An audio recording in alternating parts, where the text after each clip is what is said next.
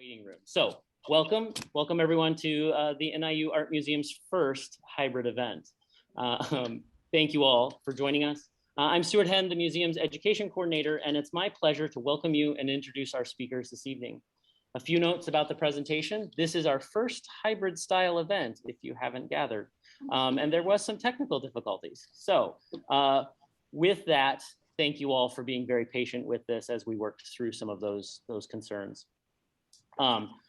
Please be patient as we balance both sides of that. If you can't hear a question, we'll try and repeat that for those listening virtually, and for the virtual questions or in the chat, I'll try to read those out loud and I'll try to moderate those. This Zoom meeting is being recorded so that you may rewatch or invite others who are not able to join us live tonight. The video will be uploaded to our events page after it's been formatted for web viewing. To minimize interruptions, everyone has been muted except our presenters this evening. Feel free to ask questions in the chat and I'll be able to help moderate those at the end of the presentation, time allowing. Programs of the NIU Art Museum are sponsored in part by the Illinois Arts Council Agency through federal funds provided by the National Endowment for the Arts, the Friends of the NIU Art Museum, the College of Visual and Performing Arts season presenting sponsor Shaw Media, and the NIU Arts and Culture Fee. Tonight, I'm happy to introduce Dr. Catherine Ramon, NIU Professor of Art History and Director of the Center for Burma Studies, as well as Thomas Roden, who received his PhD in Political Science from NIU in 2017, as well as Carla Finley, another 2017 NIU graduate of the Anthropology MA program. Both were instrumental in research for this exhibition and will be in dialogue this evening with Dr. Ramon and present as well. Without further delay, it is my pleasure to turn our screens and attention over to Dr. Ramon.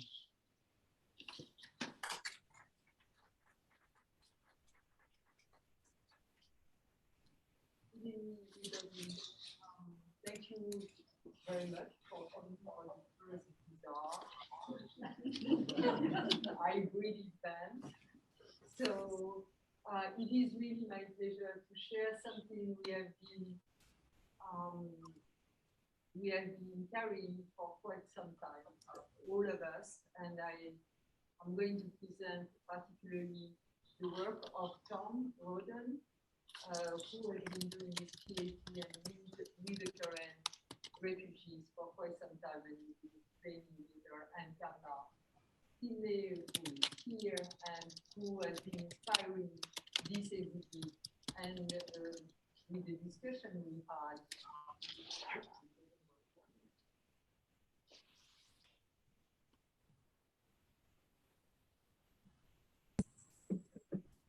To repeat myself.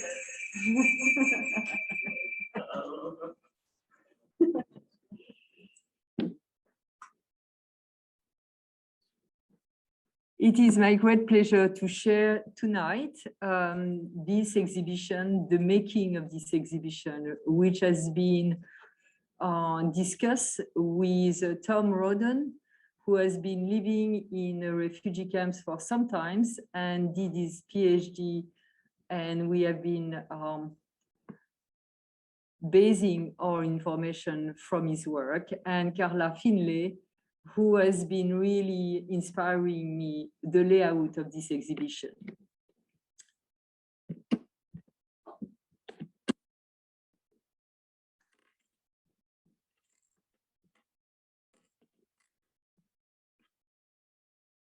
The layout of the exhibition was conceived in 2016 after we received the Luce Foundation grant. And after this discussion with Tom and Carla, three great lines appeared after the work of Carla particularly.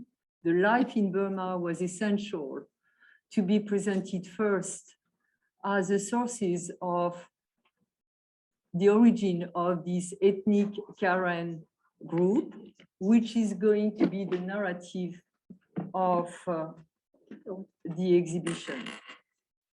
The second room, which is really important, is life in refugee camps. The refugees in Aurora, which is the community studied particularly by Carla, was expressed as a life in confinement. And for some who were lucky to come after a long screening, when they came to live in America, is a life of freedom. This is what we wanted to express in this exhibition.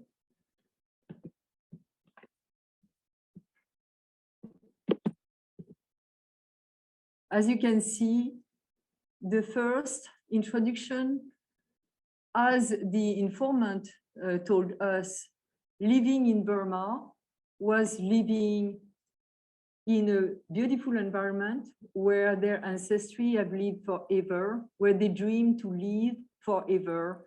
But due to the military, Burmese military, they lived in fear and they had to move away from their living area. They arrived in confinement in refugee camps before arriving to here. So I'm so sorry. Doing an exhibition is never one person.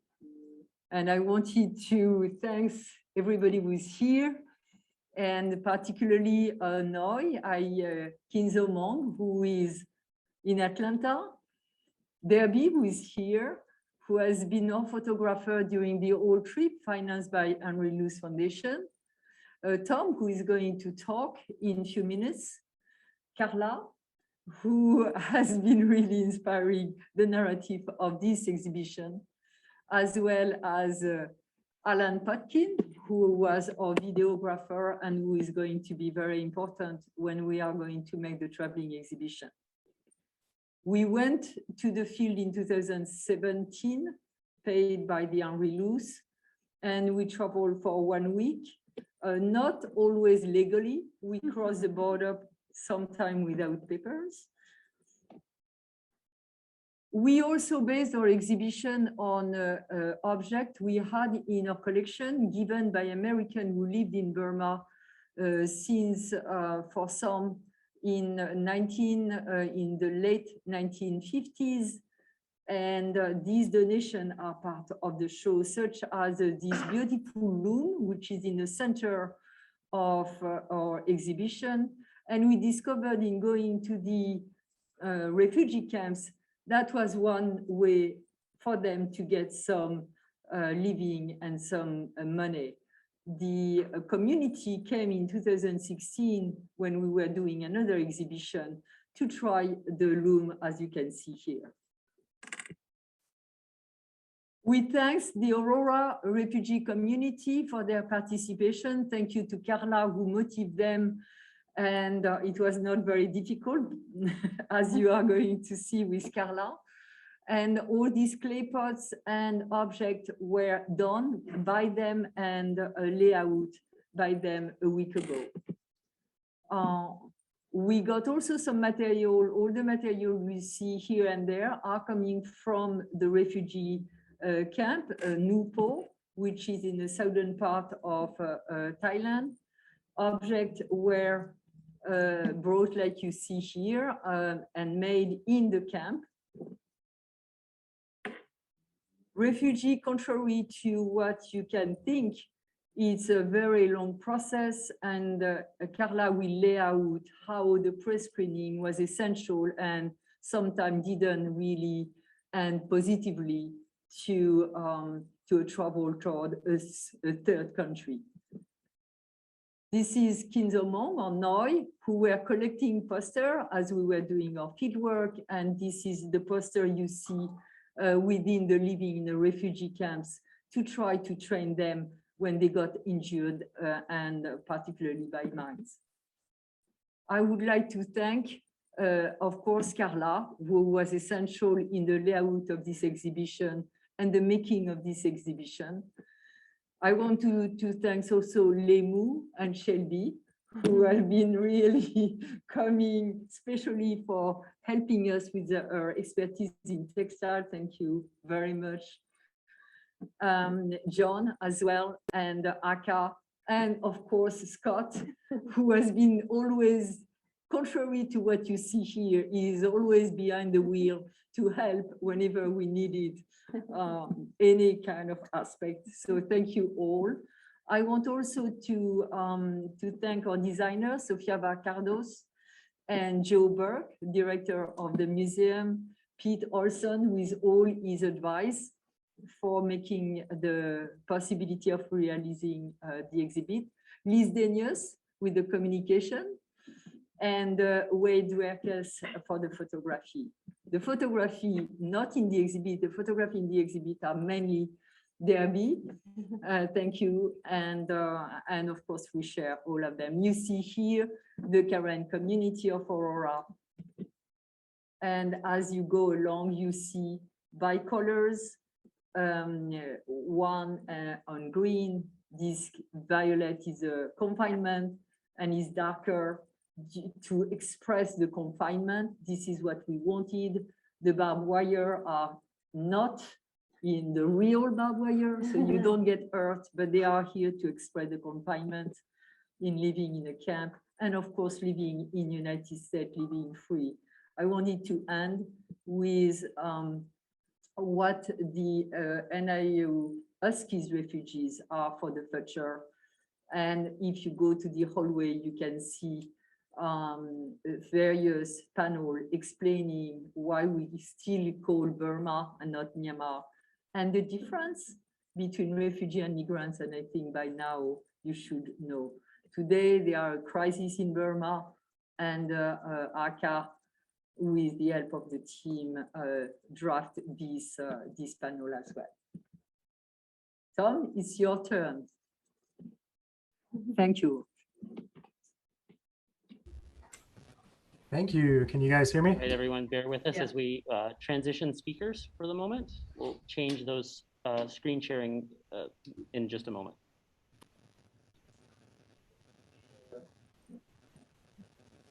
And yes, we can hear you. Okay, good. Thank you.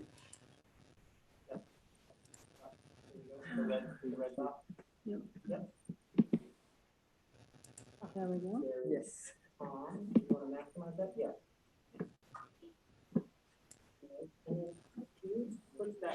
Turn that speaker switch on and turn the volume off.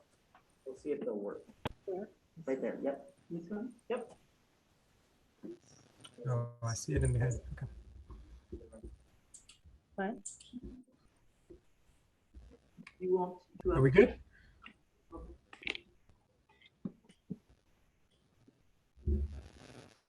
All right, Tom, we're seeing you in the room and your screen is shared.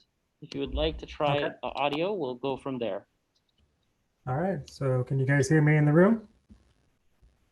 Yes, and online. Okay, then I shall begin. So the screen that you're seeing right here, this is a slide deck that I put together this morning along with some stuff that I did for my research. So one of the things that I wanted to do for this presentation, and thank you, Katrin, and everyone for inviting me. One of the things I wanted to do was just provide a little bit more context. So context in terms of just like statistics, and then context in terms, no? Just a minute, Tom. All right. I know you guys online can hear me though. Yeah, I thought it was great.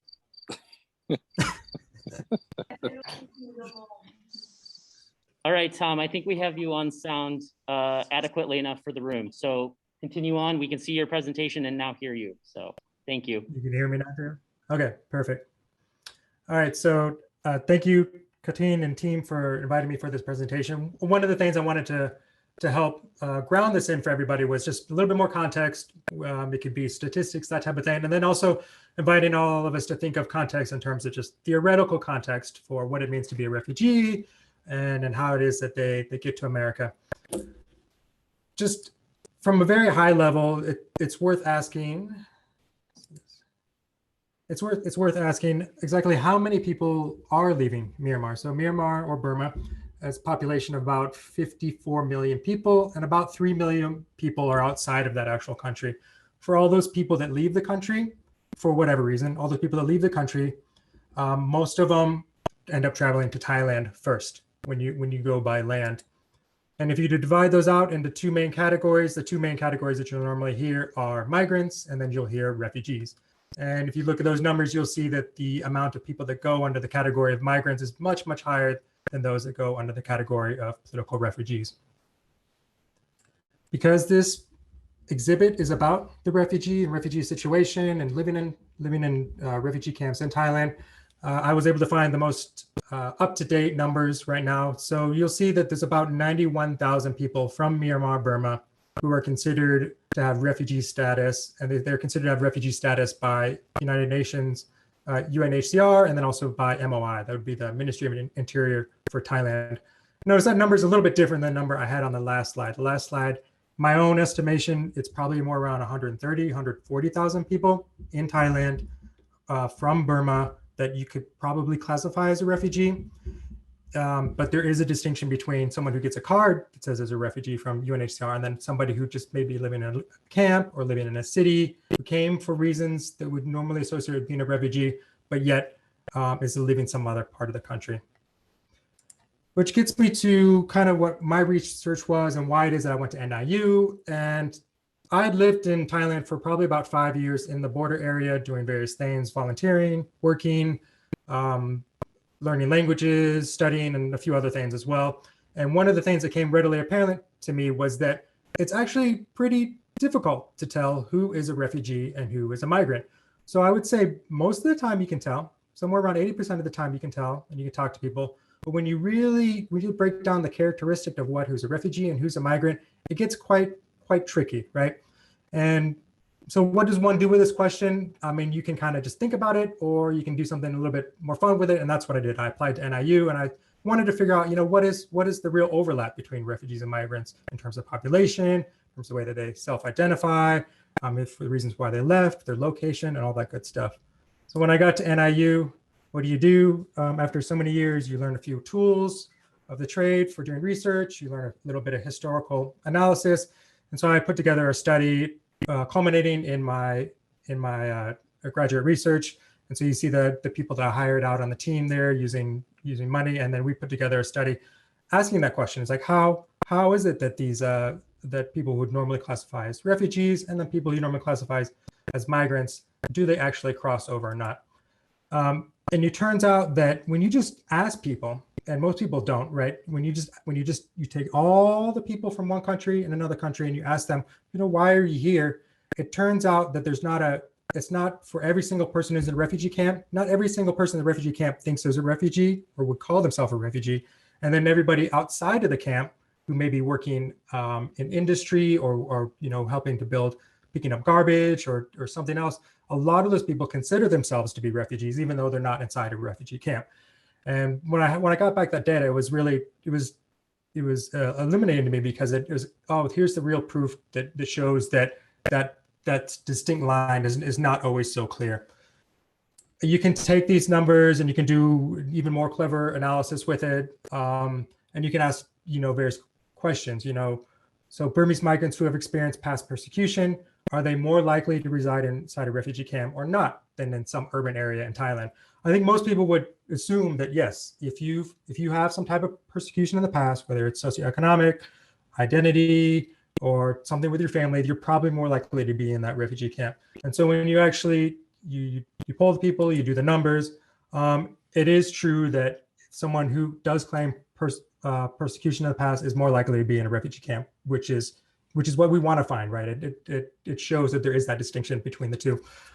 Interestingly, though, if you were to ask what's the main causal factor, what's the main drive that makes people move across the border, more than anything else, it's not persecution, it's not your identity, it's not the socioeconomic concerns. It's the people who you live with in your family and the people who you live with in your village. So if someone from your family has already moved over to a camp on the other side of the border, then you're 12 times more likely to also have gone there.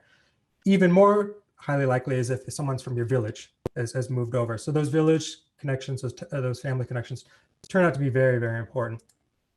And it's interesting when you dive into the numbers, you realize that when you ask somebody in the camps, okay, is everybody in your family who has moved over, who's left Myanmar, is everyone in your family also in the camp? And it turns out they're not. Quite a few of them are also are living someplace else in Thailand outside of the camp. And when you ask the people outside the camp, well, are there family members or the village members that you know that are inside the camps rather than being outside of it? A lot of them will say, yeah, there are.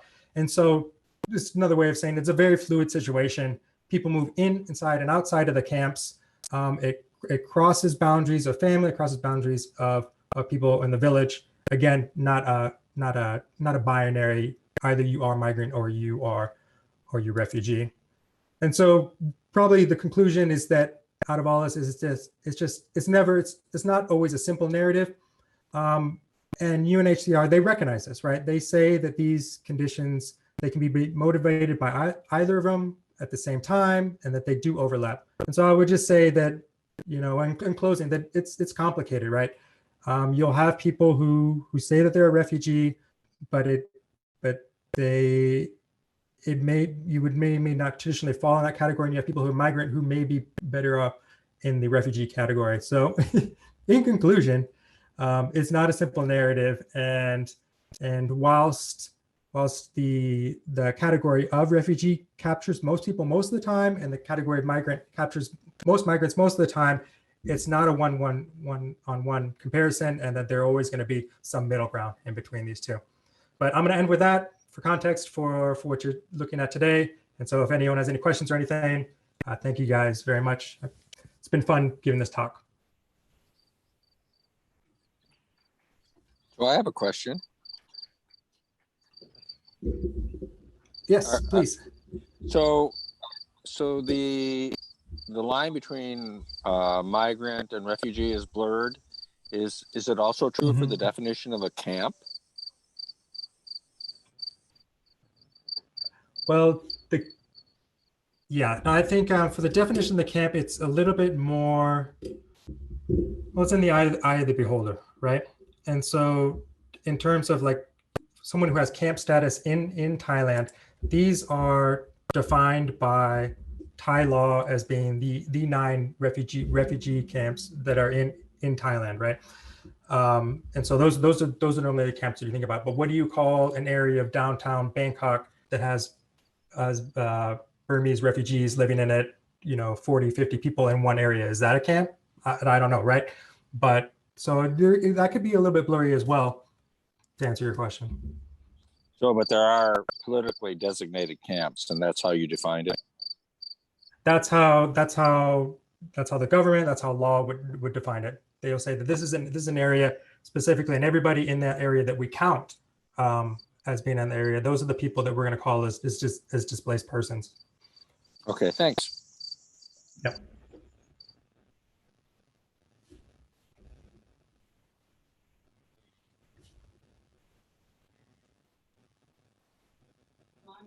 All of those folks, is it more desirable to be classified as a refugee than a migrant, or vice versa?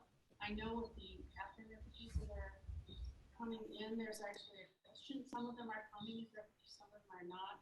Those that are refugees have more access to refugee services here than those who are coming out. So I'm wondering, is the word out about that in this particular population, and is there an inspiration for that? Tom, were you able to hear that question? Just bits and pieces of it. Okay.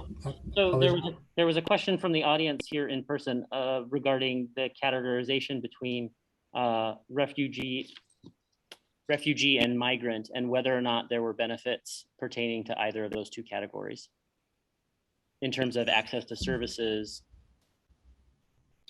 I mean, so definitely, right? And even in Thailand. So if you are classified as a refugee, if UNHCR and MOI, if they come into the camp and they give you an actual card and they say, okay, you're someone who's in the system right now, then you're going to get access to particular things that people might not. So it was often the case where somebody would move to a camp and they would wait many, many, many years in the camp before they were able to get that status as a refugee in order to get the food rations or the housing ration permission and all these other things that you wouldn't get without it. And unless UNHCR gives you a card and actually says, oh, okay, you're in the system as what we're calling a refugee, it's essentially impossible for you to be resettled to America or to anywhere else in the world if that is your end goal if you do not want to return back to your country. So it's really important to get that labeling as a refugee if you want to get those particular benefits, 100%.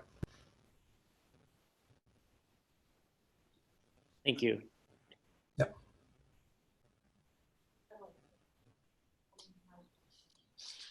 I think that's everything, unless there are other questions from the comments, and I don't see any. Thank you so much, Tom, for your presentation. If you'll stop sharing your screen, we'll transition to our next speaker. Excellent. Thank you, everybody. Thank you. My name is Carla Finley, and I'm just going to give you a little bit of background about the Koran involvement in this exhibit. I was introduced to Koran refugees in 2010 through World Relief of Aurora. I volunteered to be a friendship partner for a newly resettled family of 5. I did not choose them. They did not choose me. I met them on a September Tuesday evening. I was to meet with them 1 hour each week for 3 months. And I was to help them navigate whatever the caseworker did not have time to help them with. Homework, mail, driver's license, where to go for this, where to buy that. I know the commitment was designed to be short, in part so that we could help more refugee families, in part to avoid volunteer fatigue. But we could not stop coming. They still had homework, they still had mail, they still had questions every week.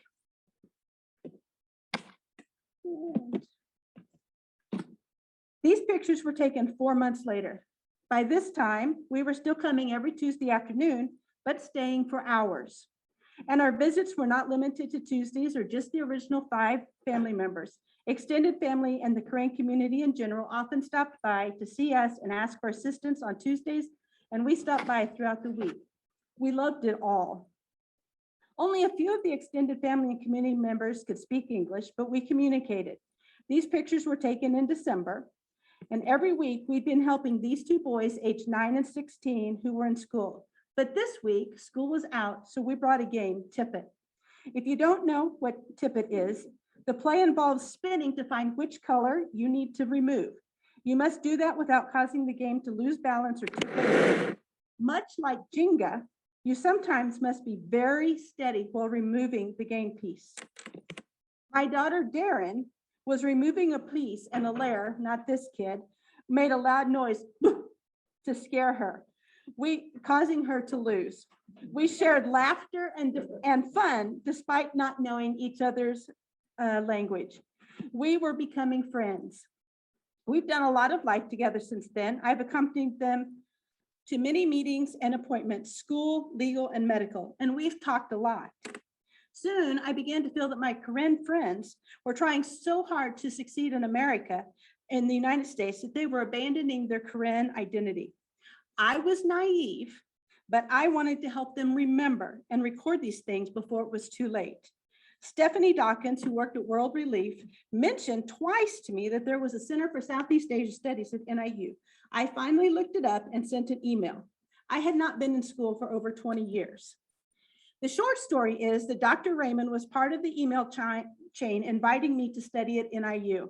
I remember her mentioning when I met her about a Dream Koran exhibit.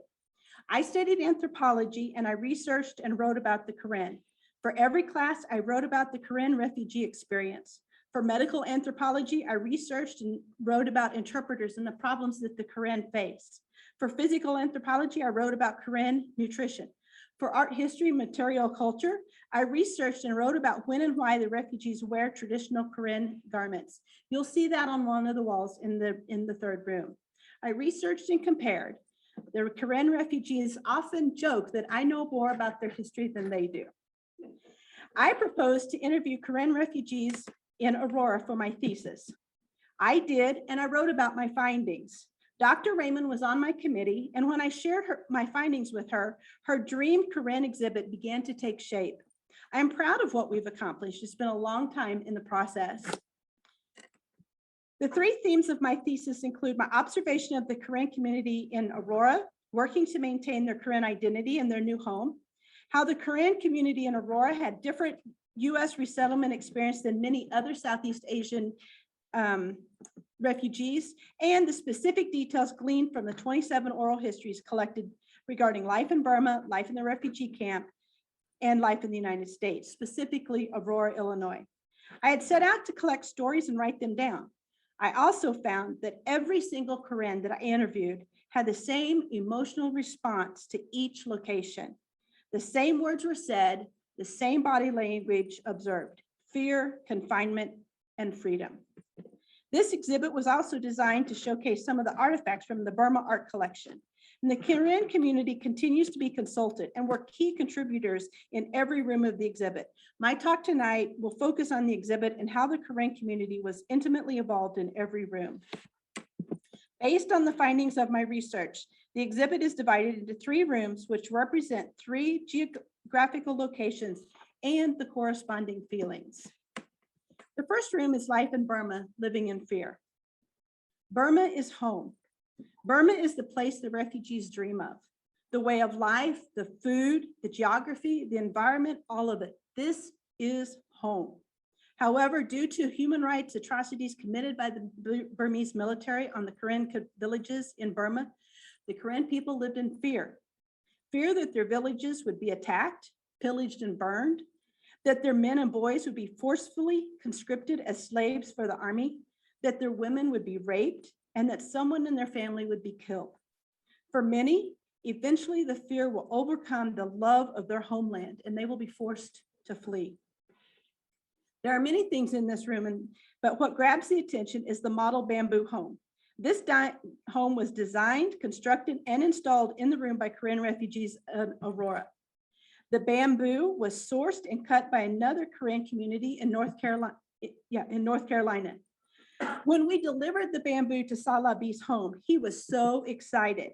It was heartwarming to watch him interact with it, to touch it. Even though it was planned to be used the next weekend, he couldn't resist and was quickly making a bamboo floor and siding. Later that evening, they even sent me a picture. He had already got the frame of the house constructed. The next evening, I went over and 3 more men were working on it. Kwachi commented that this was the first time he'd seen bamboo in over 10 years. The next night, it was finished ahead of time and under budget. They took it apart for transport and rebuilt it here. And that's the group that came.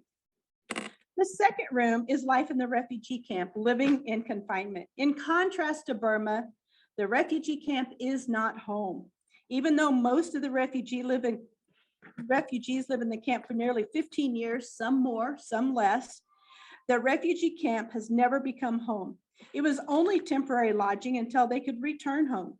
They lived every day planning to get word that it was safe to go back.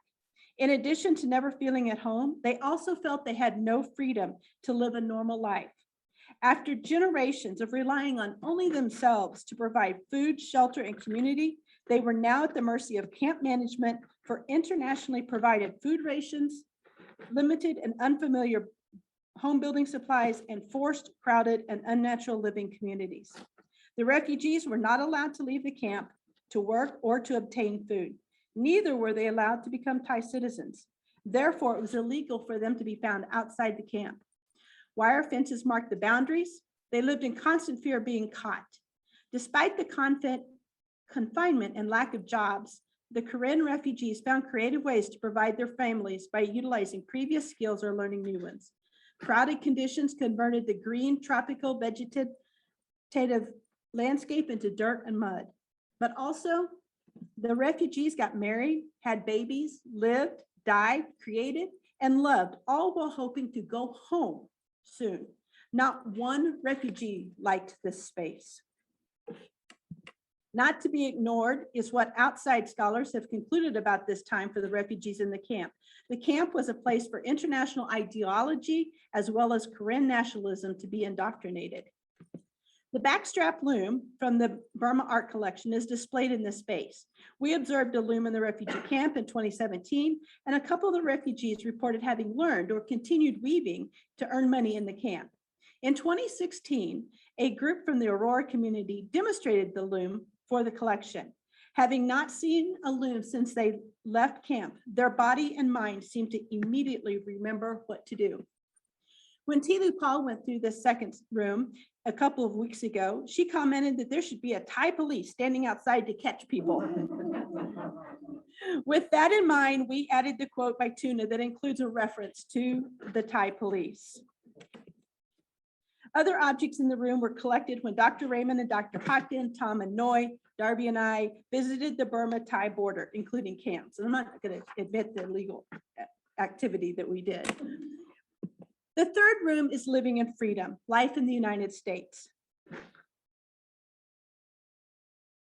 The Korean refugees of Aurora, Illinois cannot articulate a bad thing about their life in the US. Observations may prove otherwise. However, the Korean feel very grateful for the life they are now allowed to live. In a city with one of the highest crime rates in the United States, they feel safe. In a country where they fall into the poor category, they feel more than adequately able to provide for their families. They have homes without fear of the enemy destroying it. They have food that they can share, but most of all, and repeat it over and over, they have hope.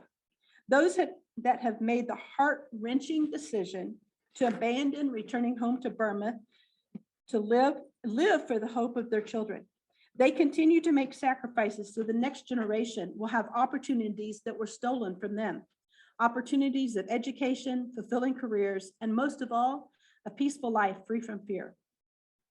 I let a couple of Koran tour the exhibit progress early on, and I asked them what we had missed or what we needed to fix.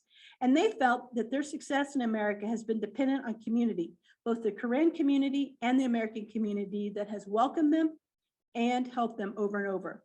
This was part of my thesis, and I believe is what sets the refugee community of Aurora apart from others that are not so successful across the United States. And we'll talk more about that on the talk on October 14th. The wall of bags, starting with the IOM bag, then the Korean bags, and the famous rainbow bag was a happy accident. These bags are so important to the Korean refugees that when they view them in the exhibit, they always elicit a gut response. The first one, the IOM bag, is what contained all of their important documents. The Korean bags in the middle are things that they carry around all the time, and it more closely resembles them. And that rainbow bag, as you saw me collecting it in Dr. Raymond's, this is their one piece of luggage that they can bring with them. And they all carried the exact same bag, and they all have the same reaction. I talked about my material culture paper earlier, and this paper is represented on the Clothes Gone, People Gone wall. The Korean work hard during the week to succeed in the United States. But when they attend church on Sunday with a Korean-only congregation, they wear Korean clothes. While in Burma, they lived in Korean villages. In the refugee camps, they were surrounded by thousands of Korean. But in the United States, their neighbors are not Korean. Their classmates are not Korean. This is the only space that they can express their Korean identity through clothing, language, and history. The Korean who have already come through this exhibit have agreed. This is a space they can relax. The pictures on this wall were taken by Korean member Grace Nguyen. You will hear more about them later, but we even had a Husky Korean refugee helping with install the exhibit. And Che and Tilupal helped install the headscarf on our model. The Burma Art Collection has collected various cooking items from donors who spent time in Burma throughout the 20th century. In addition, the Korean community was the primary curator of this space. They brought items from home that they felt added to the authenticity. Salabi used leftover bamboo from the house to create items that the Korean used while they were on the run through the jungle away from the Burmese military.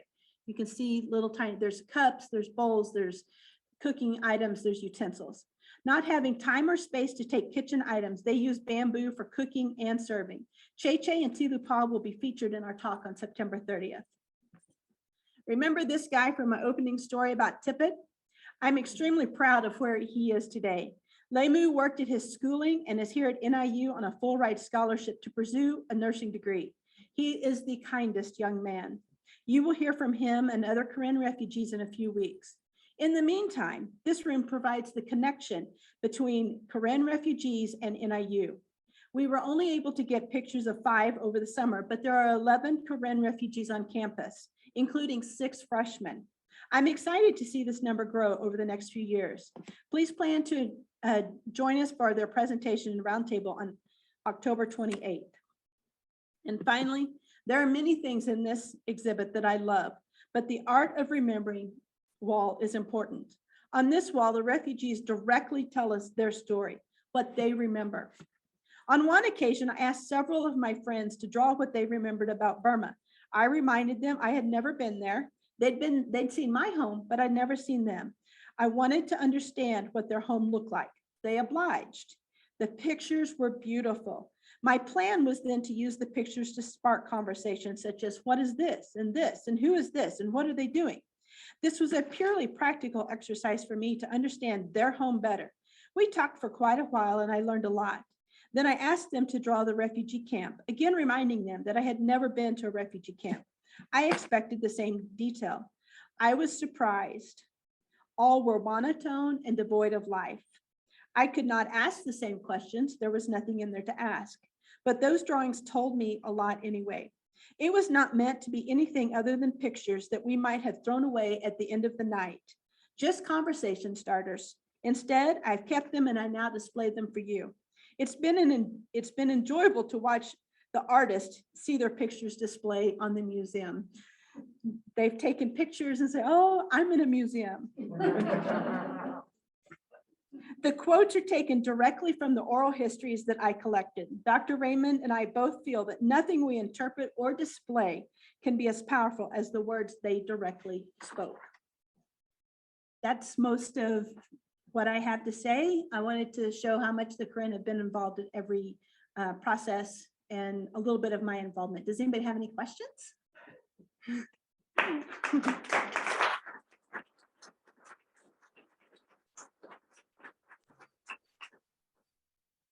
I did that much faster. I could have said a lot more. We've often joked, my thesis was 180 pages. And she wants me to put it in a museum with 100 words per room. So I get 300 words. So it's quite a challenge to condense it down. No questions? I just want to say thank you. That was beautiful. Oh. Really, really beautiful. Thank you. It looks like Jim, you have a question.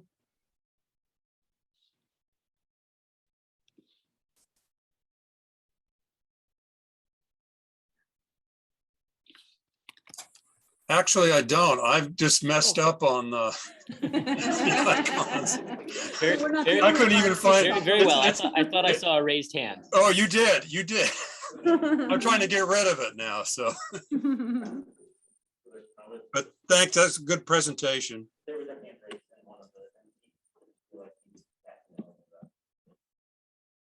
you think you'll ever be able to go to Burma? I was in Burma a few years ago for language school and spent some time with some Korean that weren't refugees. And right now it just looks really bad. And I don't know that I don't know when we'll be able to go back. So I don't know. I have friends over there. I have refugee friends and families that we'd love to go see, but it's not looking very probable in the last coup lasted for a couple of decades. So it doesn't look Well, good. you said that you were collecting stuff from 2017. And there we went to Thailand.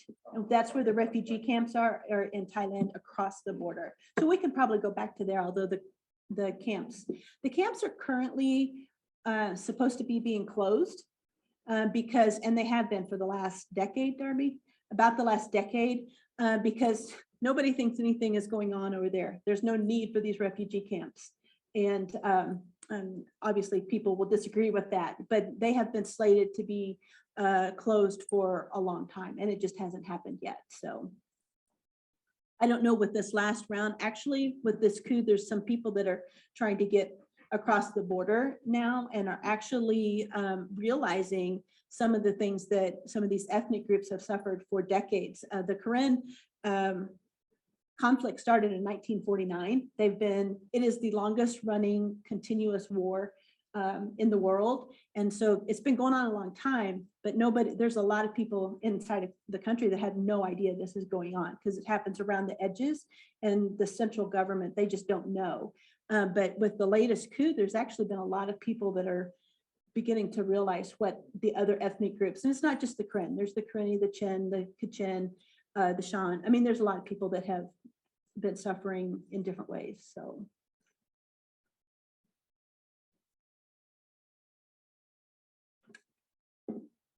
Yes. Last week, National Liberation Army, 45 top soldiers in 1 or 2 days. That's about 25% of the total casualties taken all across Burma at the hands of the government. Do the Koran think this is a good thing? And how does it lend to a solution of the civil war that's been going on for 70-something years? So the Koran, their hero is Saba Uji, and he has 4 principles that he was martyred in 1950, and they have been fighting for their own state since 1949. And their first thing is to never give up, to never back down. And so they do not like killing, but they would justify it is in that they are trying to get to the ends of establishing what they have been fighting for 70 years. I don't know if that answers your question. The Koran refugees, I don't want to say they're callous to killing, but there's not a Koran refugee that I've met that hasn't lost a family member to the Tatmadaw. And so they don't like it, but they have been murdered themselves. And so I think that there's some of that as well, that they're fighting back without laying down. Yes. So I was taken by the one picture of the refugee camp where it was all monotone with the exception of the church. Yes. And the school. Can you talk a little bit about denominations from the church perspective and the level of tolerance among the Korean population of other things? Yeah, so in general, Burma is a Buddhist country, and as is most of the Koran inside Burma. In 1834, Adrian Judson from Judson University in Elgin fame came over, and he first spoke to the Burmese, and he had a Koran slave, or he freed a Koran slave, and then he evangelized that Koran slave, and then a lot of Koran became Baptist. He was from the Baptist faith, not the Southern Baptist, but the Baptist of the 1830s. And there was a saying among the Koran at that time that the white brother would come on a boat bringing the word that had been lost to them. And so this man who comes on the boat has the Bible. And so there's many people that did that. So there's many Koran who have converted to Christianity. It's still only about 4% of the total Koran population. However, where those people are located, there is 97% of the camps are Koran Christian. So it's an inordinate representation of the Koran community in the camps. With that being said, they are very tolerant. The Koran in refugees live side by side with Muslim and Buddhist, and they don't differentiate. I've asked them over and over and over again, religion does not define whether you're Koran or not. It's the language and your ancestry that has to do with that. My experience is that they have been very tolerant. I am sure that there are places that they are not. But my experience, and you have to understand that the people that I know the best are the small group of the small group of the small group of the small group. This is a person who has chosen to relocate. That takes a lot. It is the person who chose to leave Burma. That takes a lot. It's the person, so you're talking about a very resilient person that finally makes it to the United States. That's a different person than the common Koran of the 8 million Koran that might be there. So my experience is they're very tolerant, but that also is the type of person that would push to be a refugee and to be a resettled refugee. Yes. I just noticed that you were saying there are different in the camp, 94% Christian. So, could we assume that the Burmese military is targeting Christian terrorists only for the religion that they try to burn out? It's actually not as much their religion that is being targeted, but that their stance, it is coincidental. I think it's more coincidental based on other things. Their location, their stance on other things. This tends to be the group that is more nationalistic, that wants to have that Koran state because they have found solidarity with each other. But again, in all that I listened to, in all of my official interviews and the people that I didn't, nobody has told me specifically that they were being chased. And I asked, why did the Burmese, that was one of my questions. Why were they trying to kill you? I don't know, just because I was Korean. So they themselves have never identified that as a religious thing. It has more to do with the populations, where they are, and that.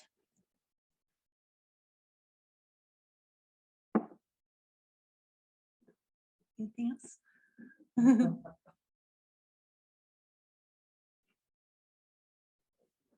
Okay.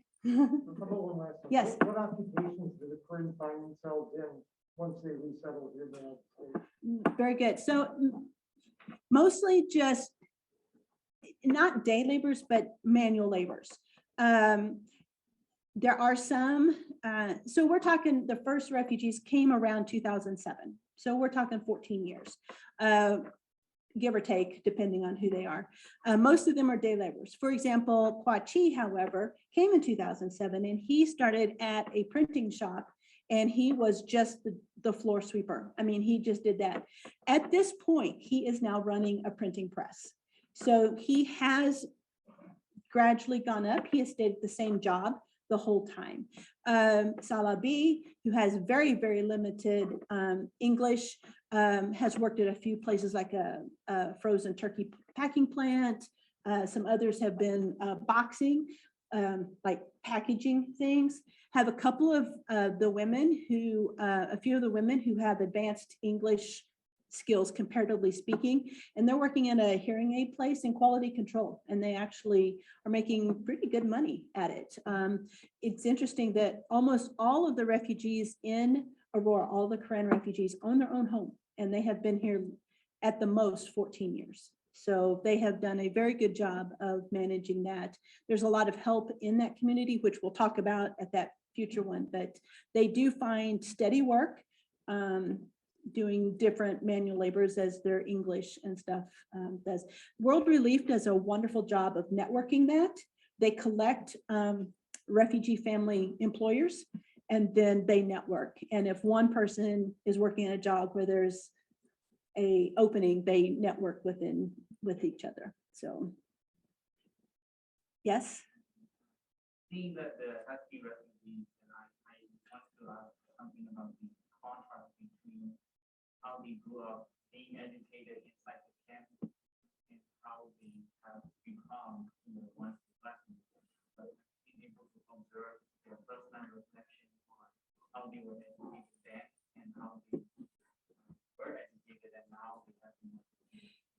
So specifically the Korean refugees that I have interacted with in Aurora, there are several that came specifically for continuing education. Ray Doe came specific, he couldn't wait. He loved school and he wanted to. By the time he processed, and it is a long process to get here, by the time he got here, he had aged out. He was not able to attend school and he immediately had to go into the labor. He's a very frustrated individual because he loved school and he wanted to continue. TV Paul and Tuna both came over here, leaving their parents and their family in order to get a better education here. They had been educated in the camps a lot and they came over here. That didn't work out for them either. So nobody here has been able of education age has been come to the United States to take advantage of our education system. Interestingly, when we were doing this exhibit, education is one of the few highlights, if you would, in a refugee camp. Of all the years before in Burma, they have not been able to consistently go to school because they've been running away and just couldn't go to school. And some of them were able to spend more time in places, and some of them did. But finally, when they got to refugee camp, outside international organizations really like education, so they do that. And then they finally had the time to do education. And so many of them were educated in the camps, but it was commented by one of the Husky refugees that, yes, they had education, but it was a dead end. There was absolutely nothing to do with that education if they were in the camp. It was just a time waster.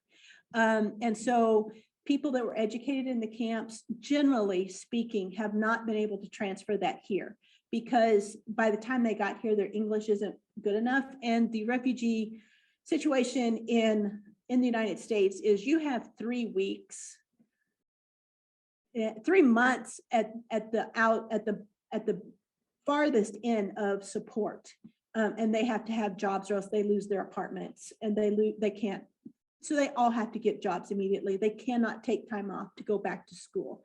So it is actually the Husky refugees, those that came when they were 5, 6, 7, 8, maybe 9, that have been able to be in the American education system long enough to get the vocabulary that they can succeed.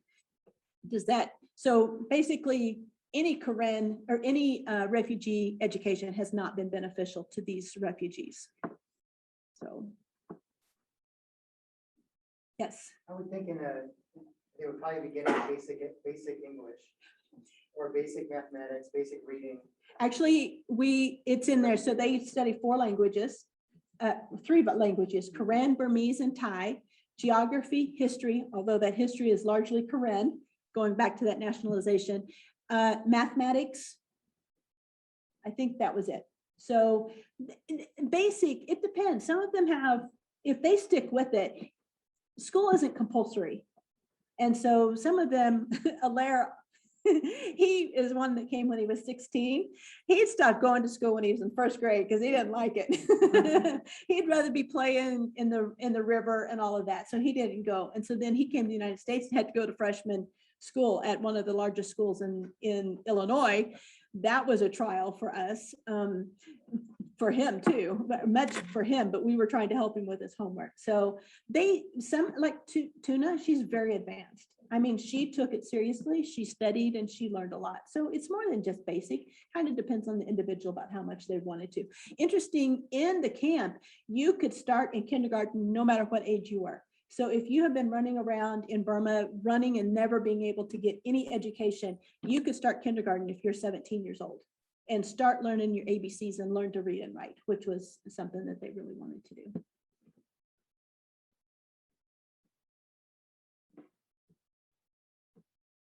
Okay. I could talk all night, so. Thank you. Thank you.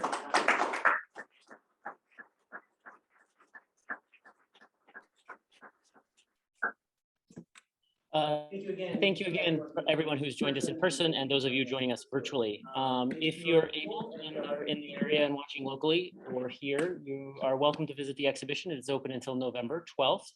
If you would like any more information about our upcoming virtual events or in-person hybrid events such as this one, please visit the Art Museum's website, www.niu.edu/artmuseum/events. For that calendar of upcoming programs that was mentioned earlier in the presentation. For those of you watching virtually, I will put those hyperlinks, those URLs in the chat for everyone. Thank you again to our presenters.